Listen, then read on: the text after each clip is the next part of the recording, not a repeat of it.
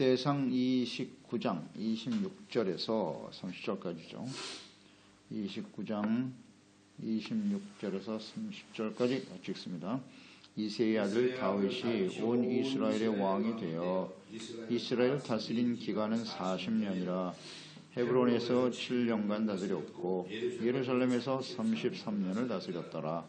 그가 나이 많은 늙도록 부하고 존귀를 누리다가 죽음에 그의 아들 솔로몬이 대신하여 왕이 되니라. 다윗 왕의 행적은 처음부터 끝까지 선견자 사무엘의 글과 선지자 나단의 글과 선견자 갓의 그늘에 다 기록되고 또 그의 왕된 일과 그의 권세와 그와 이스라엘과 온 세상 모든 나라의 지난날의 역사가 다 기록되어 있느니라. 아멘. 마지막까지 존귀한 인생. 다윗은 인생 마지막 순간까지 하나님을 사랑하고 믿고 순종했어요. 즉 하나님을 경외하는 삶을 살았고 하나님의 나라와 그의 의를 먼저 구하는 그것이 삶의 목표였어요. 그리고 그것을 그대로 실천해 갔어요. 언제나 하나님의 사람이었습니다. 하나님 앞에서 자신이 범죄할 수밖에 없는 연약한 존재라는 사실을 항상 잊지 않고 살았고, 그렇기 때문에 하나님의 성전이 중요하다. 성전의 중요성. 이걸 잘 깨달았다는 거죠. 우리 다윗을 통해서 이걸 배워야 돼요. 교회가 왜 필요합니까? 왜 중요합니까? 예배가 왜 중요한가요? 하나님 앞에서 우리가 얼마나 심각한 죄인인가를 깨달아야 돼요. 내가 죄인이란 사실을 인정하지 못하면 교회는 그렇게 중요하지 않아요. 예배는 그렇게 중요하지 않습니다.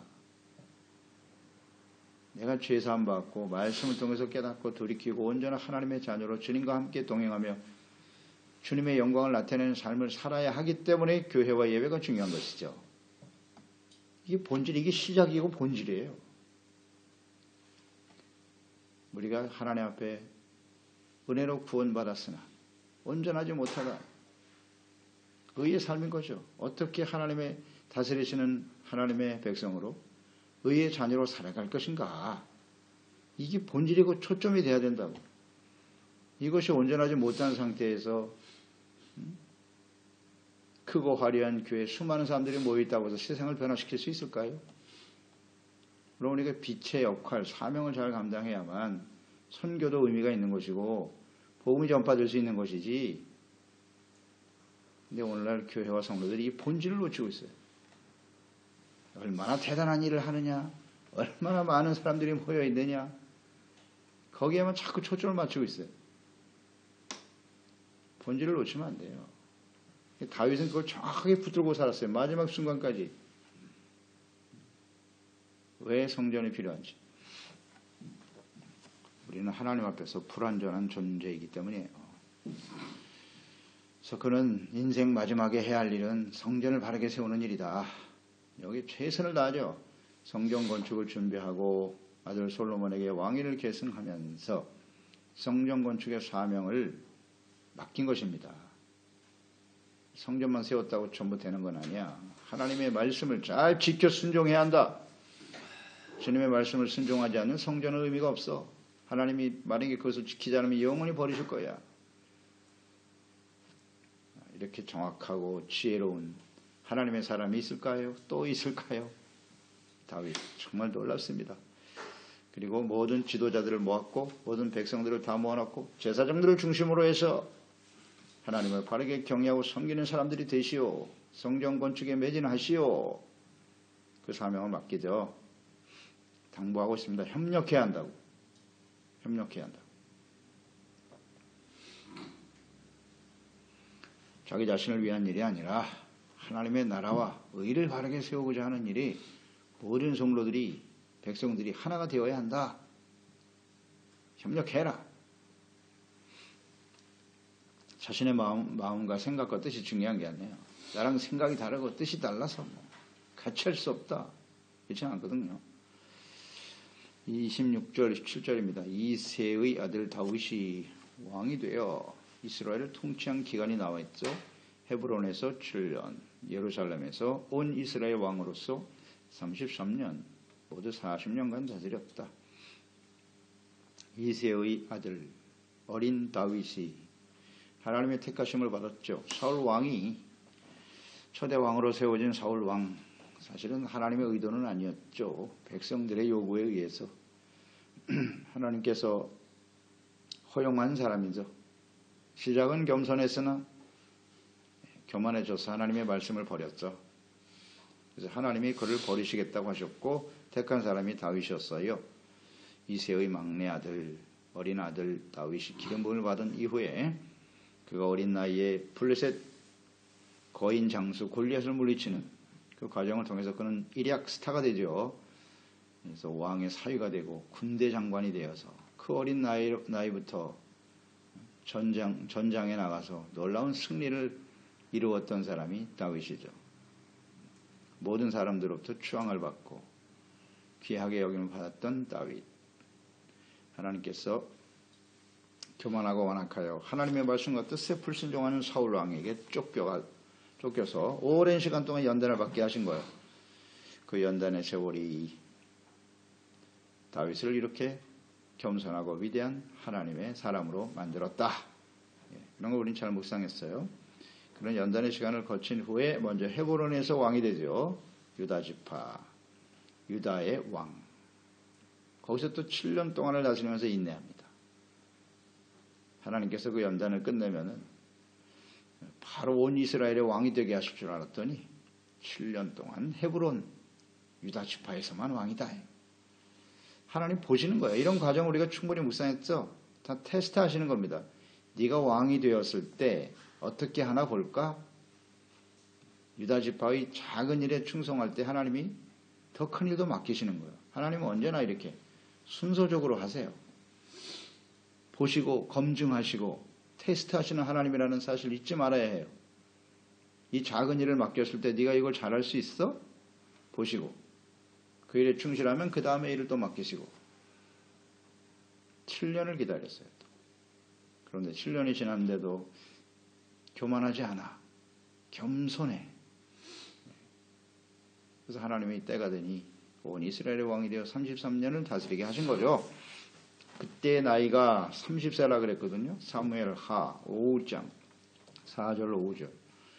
다윗이 나아가 30세의 왕위에 올라 40년 동안 다스렸으되 그랬어요. 헤브론에서 7년 6개월 동안 유다를 다스렸고 예루살렘에서 33년 동안 온 이스라엘 유다를 다스렸더라. 이렇게 됐거든요. 그러니까 30세의 헤브론의 왕이 된 거예요. 헤브론에서 유다의 왕이 된 거죠. 40년 다스렸으니까 정확하게 40년 6개월이네요. 그의 날인 70세 정도 되었다. 이렇게 볼 수 있겠죠. 70세. 그는 70평생을 살면서 왕이신 하나님의 종으로 살았어요. 철저하게. 자기가 왕이 아니라 이스라엘의 왕은 하나님이시다. 하나님께서 다스리시는 하나님의 나라를 세우는 일에 최선을 다한 사람이었다. 70년 살았는데 이렇게 멋있는 인생을 살았네요. 정말 최선을 다해서 하나님의 나라와 뜻을 이루는 인생을 살았다.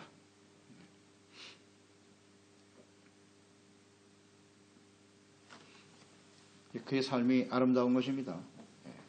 우리도 70년, 그 이전에 인생을 마감한 사람도 있고 더 많이 사는 수도 있겠는데 기회도 주어지시겠는데 그 기간 동안 우리는 어떻게 인생을 마감할 것인가, 어떻게 살아갈 것인가 이런 걸 다윗을 통해서 배우는 겁니다. 얼마나 오래 사느냐는 중요하지 않고요. 어떻게 살아가느냐가 중요하겠죠. 다윗과 같이 인생을 마감할 수 있다면 그게 정말 가장 복된 일이죠. 그래서 28절에 나와 있죠. 그가 나이 많아 늙도록 마지막 순간까지 부하고 존귀를 누리다가 죽었다. 부하고 존귀를 누리며 죽었다. 이거 우리가 다 바라는 바 아닙니까? 바라는 바 있겠죠. 이렇게 인생을 마감하고 싶겠죠. 그리고 그 아들 솔로몬이 대신하여 왕이 되었다. 왕위를 계승해주고 나이 들도록 부와 존귀를 누렸다. 그러니까 다윗의 삶의 여정 어떻게 이렇게 살아갈 수 있었을까를 묵상해 보면 그는 하나님의 나라와 그의 의를 먼저 구하는 삶을 살아가는 그런 인생의 여정이었다는 거예요. 한마디로 요약하면 그거예요. 다윗은 하나님의 나라와 의를 먼저 구하는 삶의 우선순위가 분명했고 그의 삶의 목적은 자신의 나라가 아니라 하나님의 나라를 세우는 거고 그러기 위해서는 우리가 의의 자녀와 백성이 되어야 한다. 우리가 사람들에게 어떤 영향을 미쳐야 하는가. 왕으로서 백성들을 그리고 자신의 소유, 자신의 종으로 삼는 게 아니라 그들이 모두 다 하나님의 종으로서 하나님의 거룩한 자녀 백성으로서 살아가야 한다.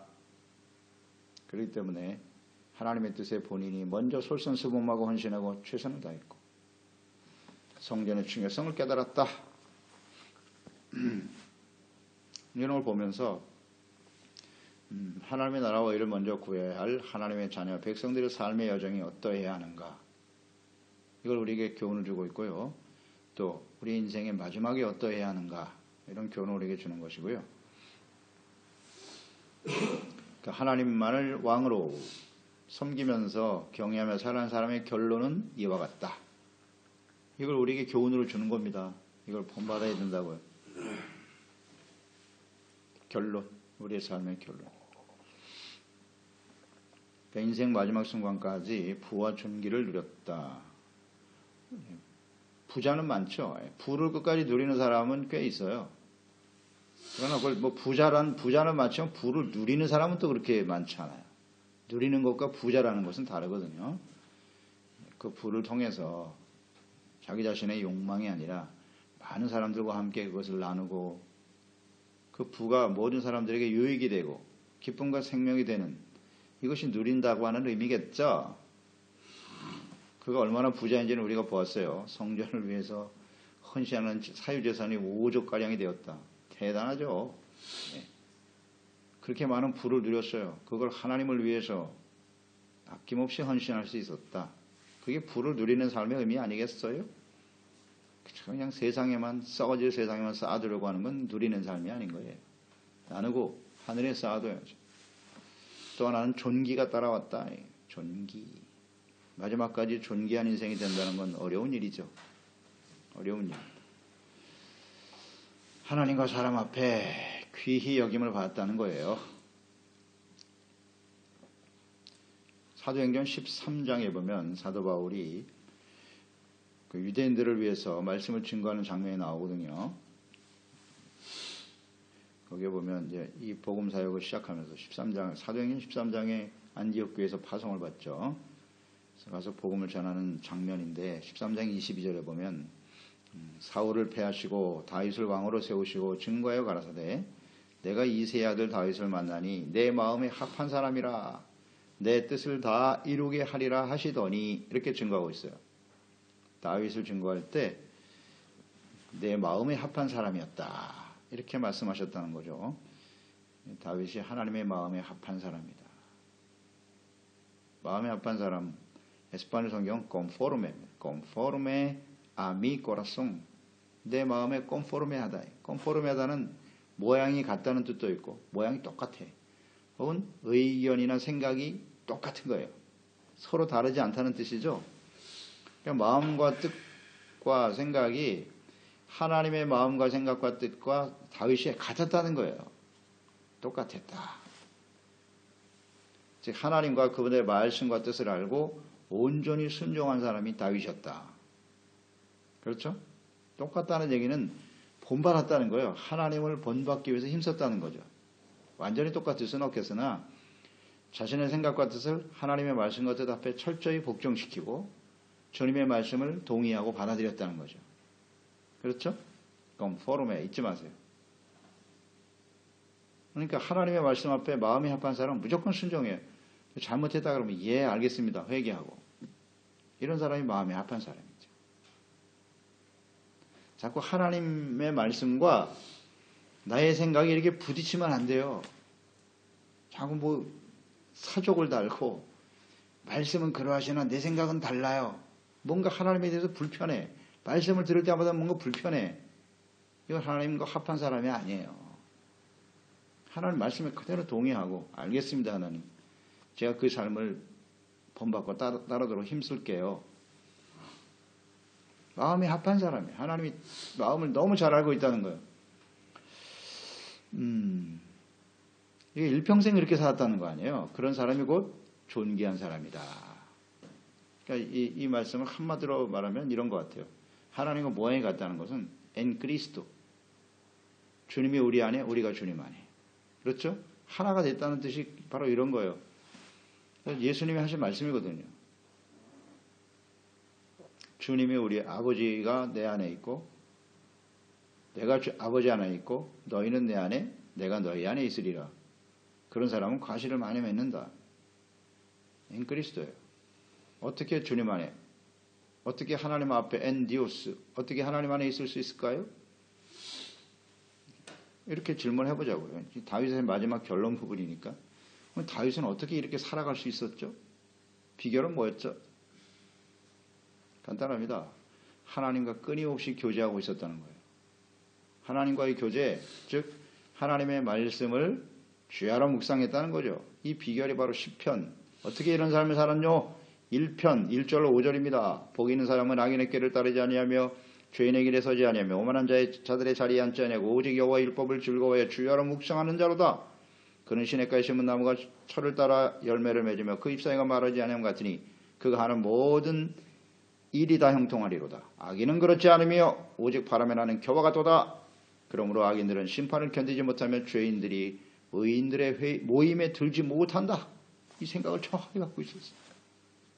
복이 뭔지, 어떻게 하면 죄를 멀리하고 악을 멀리할 것인가. 왜? 하나님의 겨와 같은 인생이라 하나님의 심판을 견디지 못하기 때문이다. 그러면 나는 어찌해야 되는고? 여호와의 율법을 즐거워해 주야로 묵상하는 자로다. 아멘이죠? 이게 비결이에요. 하나님의 말씀을 늘 주야로 묵상했다는 거예요. 즐거워했다는 거예요. 말씀 듣는 걸 즐거워하고 그 말씀 앞에 자기의 생각을 쳐서 복종시키고 하나님의 뜻을 받아들이고 아멘. 그렇게 살았다는 거예요. 그게 의의 삶이고 그 말씀을 떠나면 악이고 그것은 결국 하나님의 심판 앞에 서게 될 것이고 의에 대한 개념이 정확한 사람이에요. 그렇기 때문에 가능했습니다. 또 하나는 주의 영으로 충만한 인생을 살았기 때문이다. 주의 영, 여호와의 영의 인도함을 받았어요. 사무엘상 16장 13절에 보면 사무엘로부터 기름 부음하는 장면이 나오죠. 사무엘이 기름 뿔병을 가져다가 그의 형제 중에서 그에게 부었더니 그날 이후로 다윗이 여호와의 영에 크게 감동되니라. 아멘. 성령 충만했다는 겁니다. 하나님의 영으로 충만했어요. 그러니까 말씀과 성령이죠. 하나님의 말씀 앞에 끊임없이 깨어 기도하고 교제하고 그 말씀 앞에서 자신의 생각을 쳐서 복종시키고 그러나 그 일을 이루어갈 수 있게 하는 것은 하나님의 영이 크게 감동되었기 때문이었다. 다윗이 위대하기 때문이 아니라 성령께서 역사하셨기 때문에 그게 가능했다는 겁니다. 사울을 한번 볼까요? 여러분 우리 사울 과정 잘 보았죠? 사울이 왕이 될 때도 하나님의 성령 여호와의 영이 크게 임했어요. 그래서 이 사울도 예언하고 그랬어요. 하나님의 영에 감동되었다고 나와 있잖아요. 그러니까 영에 감동되어 계속 인dom을 받는 삶이 매우 중요하다. 늘 말씀드리지만 성령 충만은 하나님이 주신 은혜고 절대 과거 완료가 아니에요. 계속 진행돼야 돼요. 그러기 위해서는 하나님 앞에 항상 깨어 있어야 되는 거예요. 말씀과 기도로 깨어 있어 유지되는 것. 이것이 다윗이에요. 하나님의 영이 감동되지 않으면 우리는 절대 하나님의 자녀가 될 수 없어요. 예수님을 주로 시인할 수도 없습니다. 십자가의 복음을 절대 이해할 수 없어요. 받아들이지도 못하고요. 그 다음이 문제겠죠. 다윗의 삶이 그래서 소중한 거예요. 성령으로 거듭나고 하나님의 말씀을 따라 이제는 끊임없이 말씀과 교제하면서 하나님과 함께하는 인생을 살았다. 이게 성공적인 삶의 비결이에요. conforme a mi corazón. 어떻게 하나님의 마음과 일치될 것인가? 이게 관건이에요. 우리의 생각과 하나님의 말씀이 다르지 않습니까? 항상 그것 때문에 갈등하잖아요. 어떻게 거기에 쳐서 일치시킬 것인가? 이게 관건이라고. 그러니까 항상 기도해야 되는 거예요. 하나님이여 지혜의 영을 주사 하나님의 말씀과 뜻에 나의 생각을 쳐서 복종시키고 주님의 말씀대로 따르게 하소서. 지혜로운 사람이죠. 나의 생각을 하나님이여 관철시켜 주시고 내 뜻대로 되게 하여 주시옵소서. 이런 기도는 아무리 드려봐야 소용없어요. 어떻게 하나님의 뜻에 내가 일치할 것인가? 간단하지 않습니까? 다윗은 그렇게 살았어요. 한평생을. 그랬더니 그가 존귀한 인생이 되었더라. 마지막까지, 인생 마지막까지 부와 존귀를 누리며 살다가 죽었다. 이 아름다운 인생입니다. 세상에서 뭐 명예를 얻고 훌륭한 유명한 사람이 되고 부자가 되고, 그게 존귀일까요? 존귀의 개념이 뭐예요? 이걸 정확하게 이해하고 있어야죠. 그래서 다윗의 삶은 모든 그 이후에 살아가야 될 하나님의 사람들, 하나님의 자녀, 백성들의 모범이 된 거예요. 모범. 모델, 기준의 기준. 이렇게 살아야 된다고. 그래서 계속 다윗과 비교하는 겁니다. 하나님께서. 다윗과 같았더라. 다윗과 같지 아니하였더라. 다윗의 삶이 어떠한 삶이었는가를 잘 봐야죠. 이해하고 있어야 되죠. 그것을 이해하고 다른 사람들은 하나님이 다윗과 같이 함께하는 인생을 살았고 승리할 수 있었겠죠? 오늘 우리의 주어진 생애도 마찬가지입니다. 비교하시겠죠, 하나님. 다윗의 삶은 곧 예수 그리스도의 삶이거든요. 다윗도 불완전하지만 예수님은 우리에게 사람으로 오셔서 완전한 하나님의 자녀와 하나님의 사람이 어떻게 살아야 하는지를 완벽하게 보여주셨죠. 죄가 없으신 분이니까 예수님으로 완성되는 거죠. 그래서 우리는 다윗과 같은 삶, 우린 다윗과 같은 삶이 훨씬 마음에 와 닿아요. 왜냐하면 예수님은 하나님의 아들이시잖아요. 당연히 죄가 없으시죠. 그러나 다윗은 여러 가지 실수도 하고 죄도 짓고 그렇잖아요. 그러니까 훨씬 현실적으로 다가오는 거예요, 다윗이 우리에게는. 이런 걸 우리는 좀 묵상할 필요가 있어요. 하나님의 나라와 의를 먼저 구하는 사람, 기준, 모델, 결과가 어떠한가? 잘 보여주고 있고요. 그리고 이 말씀 묵상하면서 잠언서 22장 4절 말씀을 묵상하게 되는데요. 겸손과 여호와를 경외함의 보상은 재물과 영광과 생명이다. 이렇게 요약했잖아요. 이 잠언서의 기자인 솔로몬 정확하게 깨닫고 있죠. 겸손함, 마지막까지 겸손했던 사람 다윗. 오직 하나님을 경외했더니 부와 존귀를 죽을 때까지 누렸다 했잖아요. 재물, 영광. 그게 부와 존귀죠. 그 다음에 생명까지.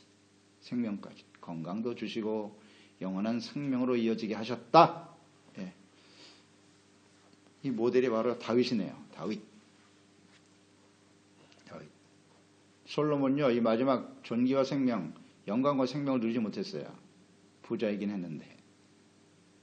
이걸 우리는 잘 묵상할 필요가 있죠.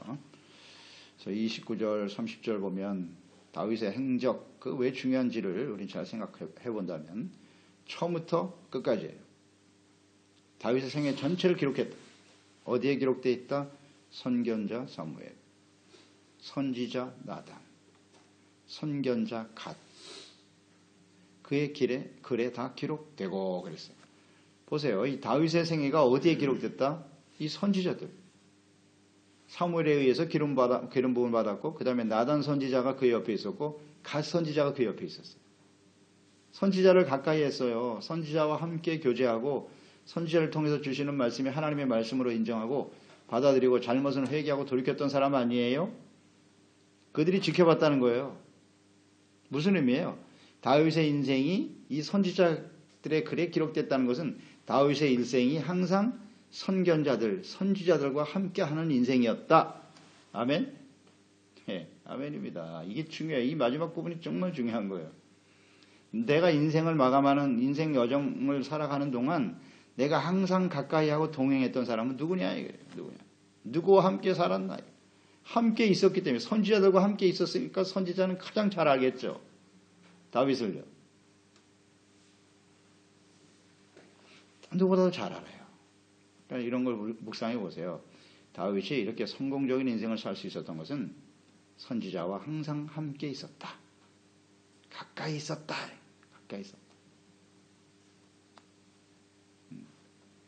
그래서 오늘도 우리 주어진 인생을 살아가면서 나랑 가장 가까운 사람, 내가 가까이 하고 싶은 사람이 누구인가를 생각해 보세요. 나에게 잘해주는 사람. 물론 필요하죠. 이 선지자와 같은 역할을 선지자는요 잘해주는 사람이 아니에요. 선지자는 굉장히 아파요. 콕콕 찔러요. 찌릅니다. 선지자 역할 아시죠? 잘못을 깨닫고 돌이키게 하는 게 선지자 역할이에요. 그래서 바로 잡아줍니다. 그런 사람을 마지막까지 내가 옆에 두고 그 말씀 앞에 돌이키고 온전한 모습으로 주님을 섬기려고 하고 있는가? 아니면 그저 뒤에 칭찬하고 좋은 얘기 해주는 사람들만 바라고 옆에 두며 살아가려고 하는가? 자, 생각해 보세요. 이건 아주 현실적인 문제입니다. 현실적인 문제. 그러니까 신앙생활을 해도 우리 그리스도인들에게 있어서 하나님의 말씀을 가르쳐주고 전해주는 주의종과의 관계가 대단히 중요하겠죠. 내가 어떤 교회에서 어떤 주의종과 어떤 말씀을 들으며 살아갈 것인가.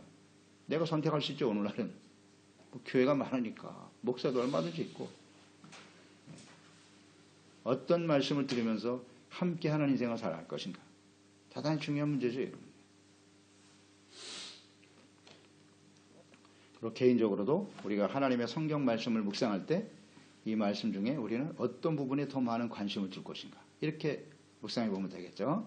선지자의 글은 끊임없이 우리의 죄를 깨닫게 하고 회개하고 돌이키라는 거예요. 하나님께 돌아오라고 계속 우리에게 말씀하고 있지만 그런 말씀을 다 제껴놓고 그 축복의 말씀, 세상에서 잘 되는 말씀만 쏙쏙 뽑아가지고 그런 말씀만 묵상하려고 하고 있지 않나? 귀에 듣기 좋은 말씀만 골라서 들으려고 하는 사람들. 대단히 위험하죠. 그래서 선지자들과 항상 함께하는 인생이었다는 사실을 잊지 말고 다윗이 혼자 위대한 게 아닙니다. 이런 과정이 있었기 때문이에요. 그리고 지난날의 역사가 다 기록되어 있다라는 것이 중요하죠. 사실이라는 거예요. 역사적 사실. 다윗이 역사적 사실을 기록했고 왜 기록한 목적이 뭐겠어요? 그 후대의 모든 사람들에게 교훈을 얻게 하기 위해서 성경의 기록 목적이에요.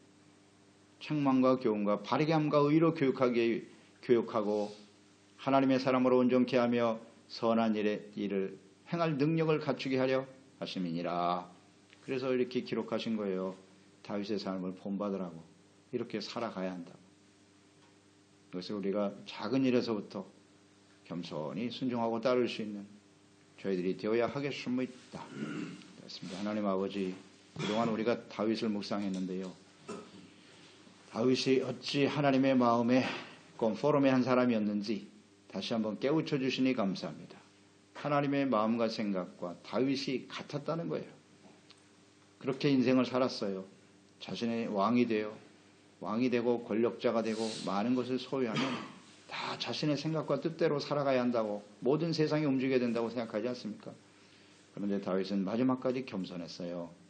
하나님이 다스리시는 하나님의 나라, 왕이신 하나님 앞에 주신 사명을 위해서 겸손히 최선을 다했던 사람 다윗. 물론 그는 온전하지 못했어요. 여러 가지 잘못을 많이 범했지만 그래도 다시 하나님 앞에서 주님의 뜻을 순종하는 삶을 살아가야 하는 것이 가치 있다는 것을 알았기 때문에 성전의 중요성을 인식했던 것이고 그 성전을 건축하는 일을 그의 인생 마지막 생에 최선을 다하고 이것을 자신의 아들 솔로몬 후대에게 그대로 사명으로 넘겨주었습니다. 이것이 우리의 삶에 가장 중요한 가치가 있다. 그렇게 인생을 살았던 사람 다윗. 이것을 자세히 기록하여 우리에게 남겨주시고 또 교훈을 얻게 해주신 하나님께 진심으로 감사드립니다. 우리도 다윗과 같이 겸손히 마지막 순간까지 하나님의 나라와 이를 구하는 삶에 최선을 다함으로써 다윗이 그랬던 것처럼 부와 존귀를 누리며 하나님께 영광을 돌리며 우리의 삶이 많은 사람들에게 교훈을 주고 생명을 주고 빛이 되어지는 복된 인생이 되게 하소서. 예수님의 이름으로 기도드리옵나이다. 아멘.